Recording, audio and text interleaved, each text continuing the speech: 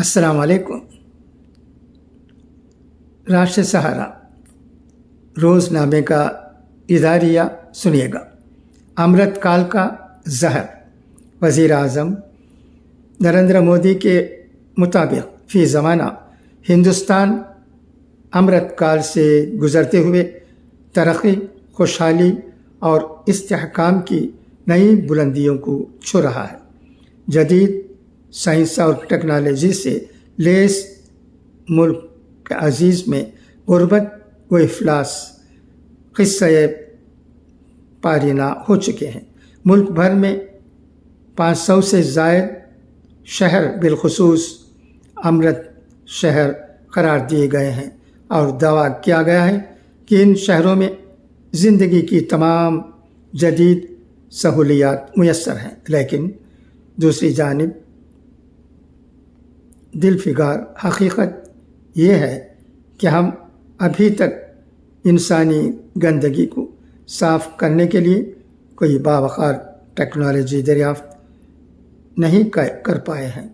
گھروں میں بیت الخلاء، کمیونٹی ڈرائی لیٹرین کی انسانی غلاظتیں آج بھی حیرت انسان اپنے ہاتھوں سے صاف کر رہا ہے۔ خشک لیٹرین یا گڈھوں سے انسانی اخراج کو صاف کرنے، لے جانے اور ٹھکانے لگانے کا سارا عمل ہاتھ سے ہو رہا ہے۔ یہ غیر انسانی عمل پورے ملک میں رائج ہے۔ جب گٹر،